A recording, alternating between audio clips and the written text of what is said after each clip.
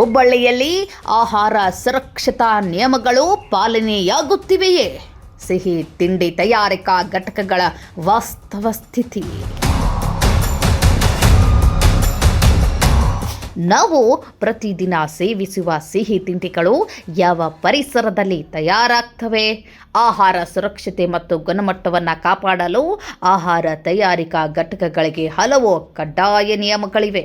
ಆದರೆ ಅವುಗಳನ್ನು ಎಲ್ಲೆಡೆ ಸಮರ್ಪಕವಾಗಿ ಪಾಲಿಸಲಾಗುತ್ತಿದೆಯೇ ಎಂಬ ಪ್ರಶ್ನೆ ಮೂಡಿದೆ.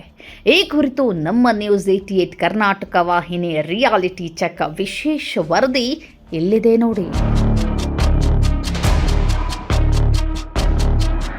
ಆಹಾರ ಸುರಕ್ಷತಾ ನಿಯಮಗಳ ಪ್ರಕಾರ ಸಿಹಿ ತಿಂಡಿ ಅಥವಾ ಬೇಕರಿ ಉತ್ಪನ್ನಗಳನ್ನು ತಯಾರಿಸುವ ಘಟಕ ಸಂಪೂರ್ಣ ಸ್ವಚ್ಛವಾಗಿರಬೇಕು.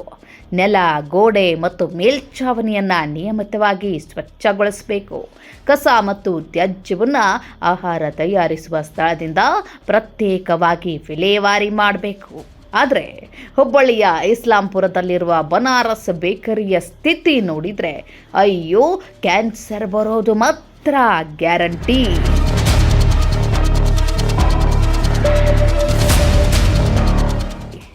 ಇಸ್ಲಾಂಪುರದಲ್ಲಿರುವ ಇವರ ಆಹಾರ ಘಟಕದಿಂದ ಜನ ಸೇವಿಸುವ ಆಹಾರ ತಯಾರಿಸಿ ಪ್ರತಿಷ್ಠಿತ ಜನತಾ ಬಜಾರ್ನಲ್ಲಿರುವ ಬೇಕರಿಯಲ್ಲಿ ಜನರಿಗೆ ವಿಷ ಆಹಾರ ವಿತರಿಸುವ ಕಾಯಕ ಶುರು ಹಂಚಿಕೊಂಡಿದ್ದಾರೆ ಅಂತಾನೆ ಹೇಳಬಹುದು. ಆಹಾರ ತಯಾರಿಸುವ ಸಿಬ್ಬಂದಿ ಕಡ್ಡಾಯವಾಗಿ ಹೆಡ್ ಕ್ಯಾಪ್, ಕೈಗವಸು ಹಾಗೂ ಸ್ವಚ್ಛವಾದ ಏರ್ಫೋನ್ ಧರಿಸಬೇಕು.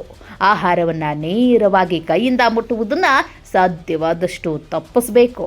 ಕೆಲಸದ ಸ್ಥಳದಲ್ಲಿ ಧೂಮಪಾನ, ತಂಬಾಕು ಸೇವನೆ ಅಥವಾ ಉಗುಳುವುದು ಸಂಪೂರ್ಣ ನಿಷೇಧವಿದ್ದರೂ ಕೂಡ ಬೇಕಾಬಿಟ್ಟಿ ಕೊಳಚೆ ನೀರು, ಬಚ್ಚಲ ಟಾಯ್ಲೆಟ್, ಅದರ ಮುಂದೆ ಆಹಾರವನ್ನು ತಯಾರಿಸಿ ಜನರಿಗೆ ವಿಷ ಆಹಾರ ಉಣಬಡಿಸುವ ಕಾಯಕಕ್ಕೆ ಕೆಲವು ಫ್ಯಾಕ್ಟರಿಯವರು ಮುಂದಾಗಿದ್ದಾರೆ.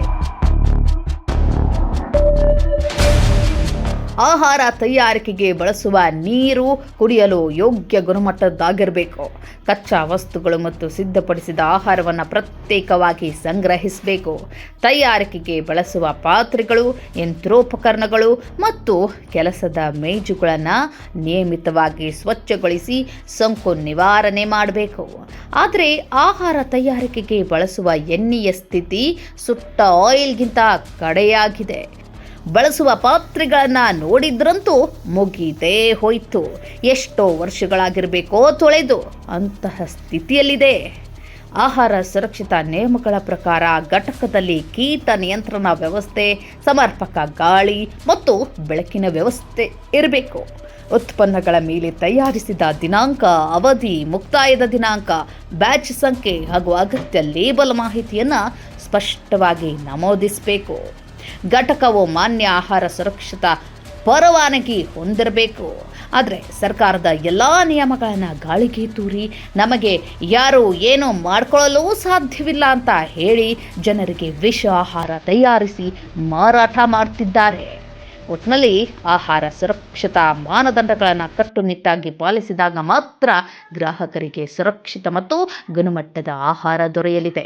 ಆದ್ದರಿಂದ ಆಹಾರ ತಯಾರಿಕಾ ಘಟಕಗಳಲ್ಲಿ ನಿರಂತರ ಪರಿಶೀಲನೆ ಮತ್ತು ಕಟ್ಟುನಿಟ್ಟಿನ ನಿಯಮ ಪಾಲನೆ ಅಗತ್ಯವಾಗಿದೆ. ಸುದ್ದಿ ನೋಡಿದ ತಕ್ಷಣ ಆಹಾರ ಸುರಕ್ಷತಾ ಗುಣಮಟ್ಟ ಅಧಿಕಾರಿಗಳು ಇಂತಹ ವಿಷದ ಆಹಾರ ತಯಾರಿಕಾ ಘಟಕಗಳ ಮೇಲೆ ಯಾವ ರೀತಿ ಕ್ರಮ ಕೈಗೊಳ್ತಾರೆ ಎಂಬುದನ್ನು ಕಾದು ನೋಡಬೇಕಿದೆ.